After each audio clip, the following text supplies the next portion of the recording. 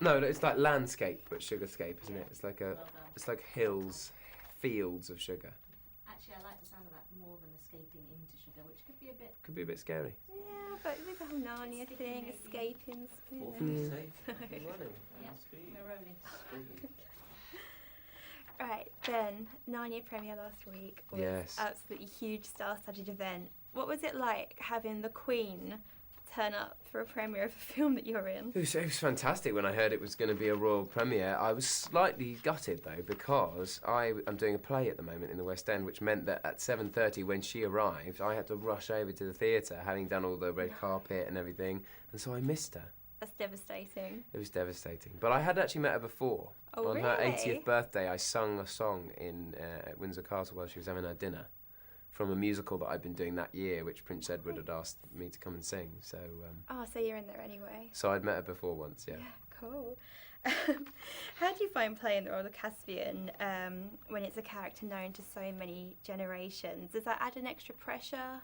I think I probably felt it more the first time around playing Prince Caspian because I couldn't remember the story as well as I could of Voyage of the Dawn Treader, Lion, the Witch and the Wardrobe.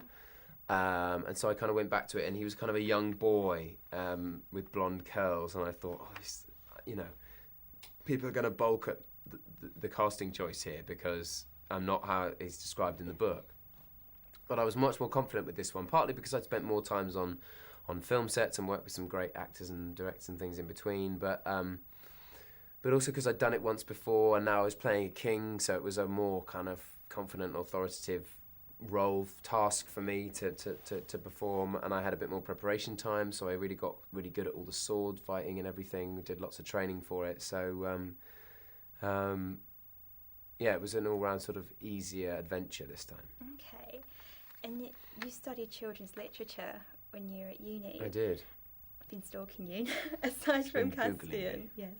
Aside from Caspian, are there any other characters from children's books that you'd like to play?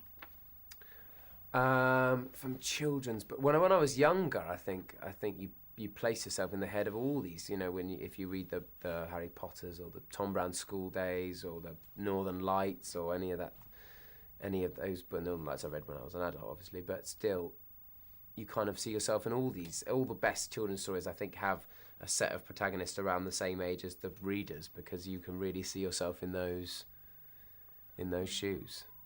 Okay. And Voyage of the Dawn Treader was filmed in Australia. Did you get much of a chance to see much of the country while you were out there? We were very much, I think, we were very, very solidly stuck on the Gold Coast, which is quite near Brisbane in Queensland. And they had a lot of kind of adventure parks and water. We could actually see a water park from where we were filming. You could see the kids like jumping onto the slides while we were like in armour, like dripping with sweat, doing fight sequences. You could see them going woo, like delving in.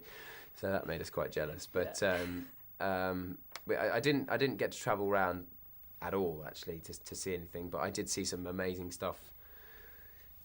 I think the reason they shot there is because they had great studios, but also you could drive an hour and you could see beautiful deserted beaches. And I went on I went on a stunt plane ride above the Gold Coast, and so they were like flew up towards the sky and turned the engine off, and then we'd shoot back down towards the sea. Wow. And so I got to do some amazing things while I was there. So they let you deal with the stunts. They weren't worried like, oh my God, don't let him die while he's filming. Yeah, I didn't tell them I was doing the stunt plane thing, but the rest of it.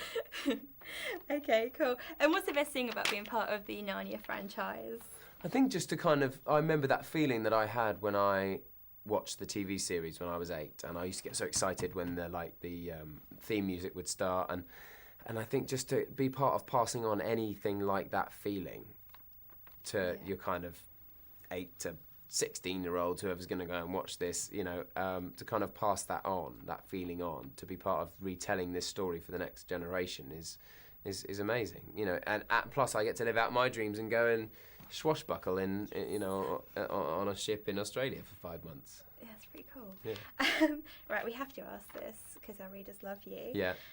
You're obviously a bit of a hottie, Ben. We shan't lie. Bless you. Thank you very much for saying so. Sweet. Was this, when you got into acting, was this something that you knew that you'd be seen as, or has it surprised you? No, completely surprising. But then I never thought I would kind of get into films, or particularly not kind of like Hollywood scale, big fantasy films or anything like that. I thought I'd be doing maybe little plays here and there, so I never thought I'd get that kind of attention at all. So, yeah, but it's very flattering when it does come. Okay, cool. And one last quick question. Next film, Killing Bono. Yeah. Play Wanna Be a Rock Star. If you could swap acting success for rock stardom, what would you choose? I think every actor secretly wants to be a rock star, and probably no, rock stars are quite happy being rock stars. But I think, do you